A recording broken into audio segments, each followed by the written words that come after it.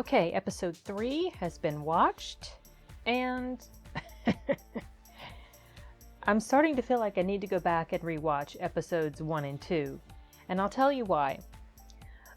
Okay, so in one of my other videos, someone kindly informed me that the time frames that we're watching some of these stories take place in is not the same. There's like a separation of decades between, let's say, Cyrilla's story and the story of what's going on with The Witcher, and I guess Yennefer too. So this kind of blows my mind. I understand it now, I get it.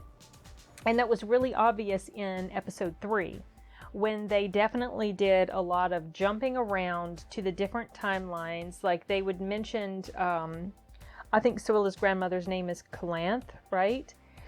Well, they mentioned her in this episode, and I had to kind of stop and think about it, because I was like, well, she's dead because she dies in the first episode. But the reason they mentioned her is obviously because this particular story takes place like when she was still alive. Whatever, I can't even remember whose storyline it was. It might have been The Witcher. I don't recall. Maybe it was Yennefer's. Anyway, so, and I'm also not really piecing together very well the different names of the regions, and some character names are not burning themselves into my brain. So, like the region where the princess comes from, and then the region that was attacking them, and all these other different people involved, they have such unique names. It's not like we're talking about a story set in our world. And like, let's say we mention a country that attacks another. Let's say Poland attacks Austria. Well, I don't even have to like think. I mean, I just know. I don't have to think about, now, what's Poland again? And I don't have to think about that, because this is my world. I live in it, right? Well, this is a whole other world. I don't live in it. Thank goodness. And, but the names are so unusual to me. It's not like second nature in my head. So I have to process it. Anyway. And little things I've missed, like the brooch or whatever it was Renfri was wearing in the first episode, that the Witcher ends up taking, or she gives to him, or something happens. He ends up with it. Maybe after he kills her, I think he takes it off, unless I'm completely misremembering. And so then, he has it again in this episode, and I had completely forgotten what the heck that thing was. And it's not like there's a lot of time in between when I'm watching the episodes. I'm not going more than a day between. I've been watching them, one each day. But little details like that. There is so much detail in these stories that I almost feel like a second viewing is necessary in order to fully grasp everything that is happening. Little things that they mention here and there that you might think are just throwaway comments, and they're not, because they're referring to important characters. And so, I don't know, maybe I'm just a little slow. That could be it. But it was kind of getting frustrating with this episode. Not that I was frustrated at the episode, but just kind of frustrated that I couldn't piece together very seamlessly what they were talking about. I'd have to stop and think about it. I was getting the territories mixed up, the one that attacked Cyrilla's region. I got their name mixed up with hers, and I was getting all confused. Anyway, but this episode, I enjoyed it. I still liked the episode. I'm still really liking this show. Okay, hold on. Sorry, I'm trying to open my notes. I took notes. Just like little thoughts that came to me. Something that really stood out to me in this particular episode, if it really hasn't already, but it was struck home probably more clearly in this episode, was that things just are not always what they seem.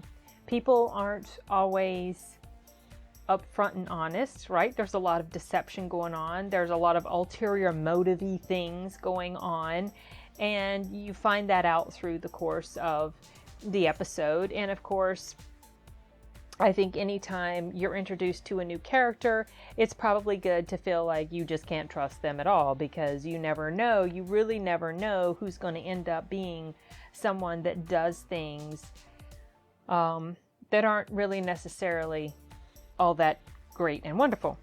So, with regard to what we also followed, the three main storylines: The Witcher, Yennefer's, and Cirilla, except Cirilla only showed up just a little bit at the very end, and obviously we'll see her again in the next episode, but she was not very prominent in this one.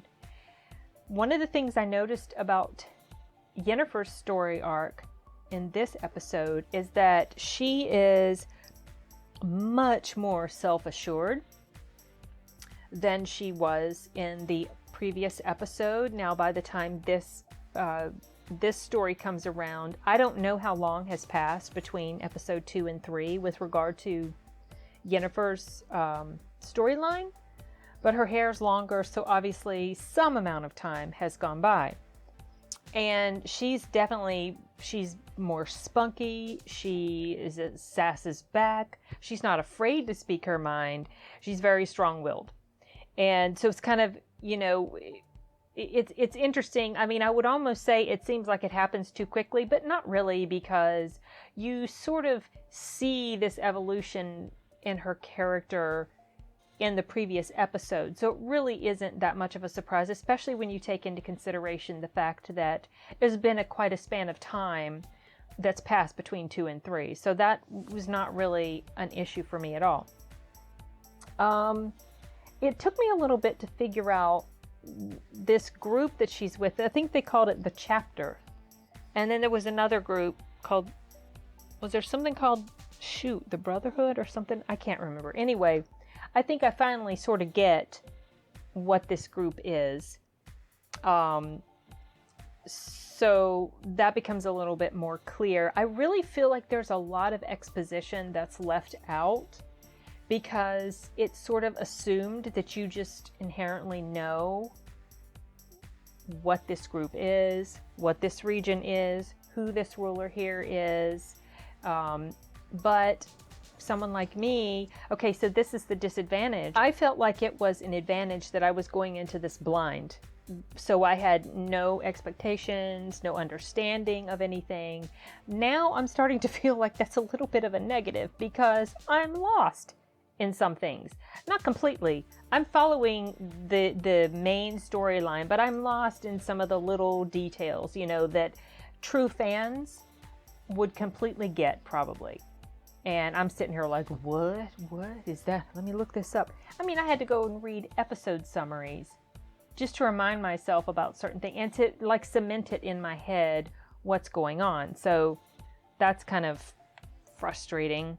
But something else I noticed with regard to just character is that in this, well, it was already sort of established, but the Witcher, he's kind of like, he's got a very dry sort of personality, sense of humor type thing, and some of his lines, it's kind of funny, like they crack me up because he's so dry and kind of sarcastic, and he just delivers them with a blank slate face. It's so funny. I really like the way he is playing this character, you guys, but I mean, it doesn't take much for me to like Henry Cavill's work, but I feel like he's doing a pretty good job of pulling off this character. But then I don't know anything really about Geralt, whatever. I don't really know anything specifically about him beyond the things that you guys have told me about his powers and what he is and these potions he can drink and stuff like that. But I don't know much about his personality. The stuff we saw in the character introduction, that's the extent of my knowledge. So I don't know if he's portraying this dude pretty accurately or not, but I'm liking what I'm seeing. I mean, he seems just perfect for the part. I mean, strong, silent type, sarcastic sort of troubled soul. Not terribly troubled, but he does have this harsh exterior. And they keep mentioning how that Witchers, they don't have any emotions, they don't feel anything. But it seems pretty obvious to me that yes, he does. He's just keeping it bottled up. And I don't know if that's just him or if all the Witchers are like that. If they have developed this exterior personality that's, abrasive or harsh or stoic, that sort of thing. Is that something that they are just intrinsically, and he's an exception to the way the Witchers are? Or is this something that they become based on what they're living through?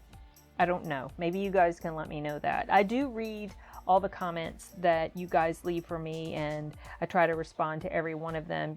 There's been so much clarifying information that's been posted on my videos about this particular storyline, this series. It's kind of hard to keep it all straight in my head, but I'm definitely getting a better understanding of this world and these characters. And I liked this. Well, I already said, I'll say it again. I like this episode.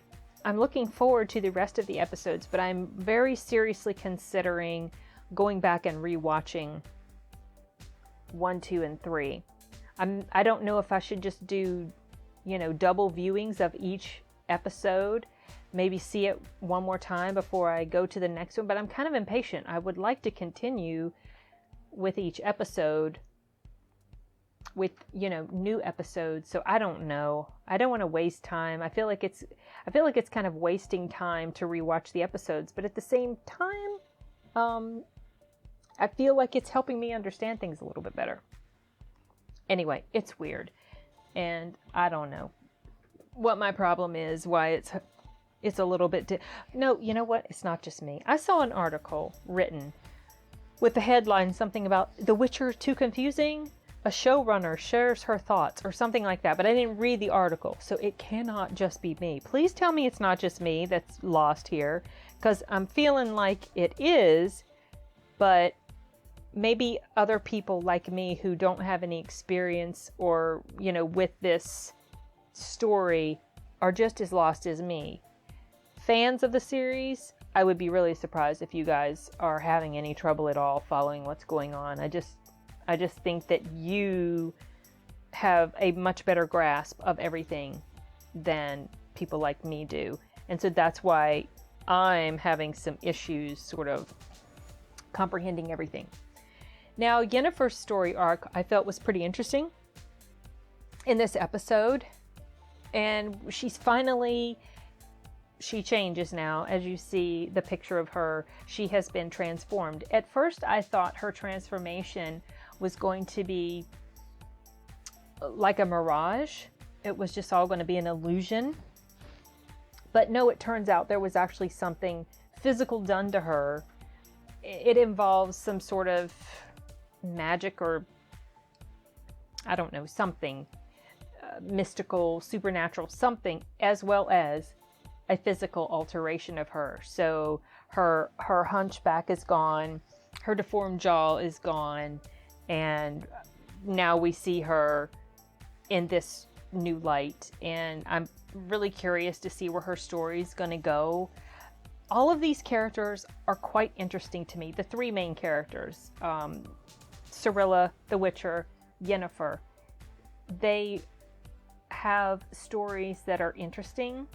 The way they act out their characters is very well done. The actress who plays Yennefer is really good, in my opinion. I'm super impressed with her work in this. And I look forward to seeing her again in all the, upcoming episodes. I'm really looking forward to when these two get together, him and her. That should be interesting. And whenever they're going to meet Cirilla. So all those questions will be answered. I'll get all that as I continue on with the series. But as of now, I'm just at episode 3. And these are my thoughts for this episode. Basically, just some frustration at having trouble following the storyline. But that, like I said, is not necessarily a complaint about the show itself. Oh, okay. One thing I think that they could do to make it less confusing And I don't know why they didn't do this. I don't know if they're doing it the way they're doing it on purpose. But I personally feel like if they would change the color palette a little more when they're going from one time frame to another, not necessarily one story to another, to another, but if all three of their stories are taking place in different time frames, it would be really awesome. It would be a big clue to us to let us know when this is happening.